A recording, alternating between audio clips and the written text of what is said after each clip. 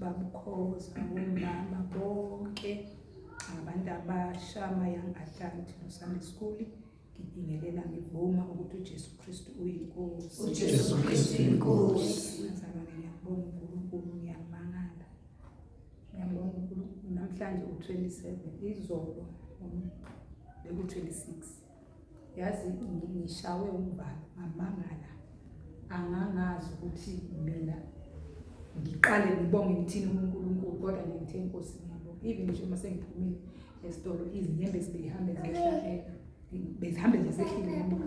ngimangazwa ukuthi izolo usisi uMamkhanyile engihlala kwakhe bengathi sekhona impahla bengiphathise zona uma ngisekhile ngifika ngiyayishaya izimpahla lokho umlungu bengilandela benganakele nje ngibona ukuthi athi bukhesha ngizokukhokhela bese shona ukuthi ungakhokhi ngizokukhokhela ngiqale ngimangala bese ngithi mina angizwanga athi ngizokukhokhela angimazi lo mlungu kodwa nje inhliziyo yami ivele yambuka uNkulunkulu ngathi inkosi yami mina bengiyini wayikhokhela umlungu wabantu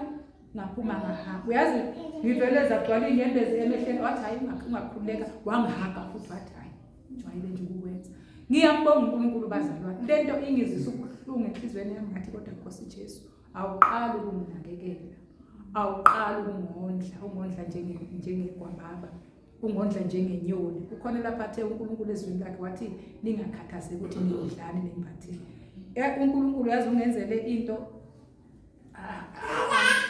angazi ngichaze ngithini kodwa nje kungimangalisile wathi wangikhokhela yazi ngithene mangifika endlini kosho ukuthi sisake kule ekhaya kusemzini wakhe lo KZN kwathi noma ngifika endlini yazi ngafika inhliziyo yami imbuka uNkulunkulu ngithi inkosi yami ngithini ngibonge ngithini ngoba angilutho ayikho futhi ngineshow yokuthi ayikho into eyodwa enhle engengayenza ebingangenza ngiqualify ukuthi uNkulunkulu angibonelele yebo bengiphathisiwe kodwa angithi yena bekwenza for the sake of mina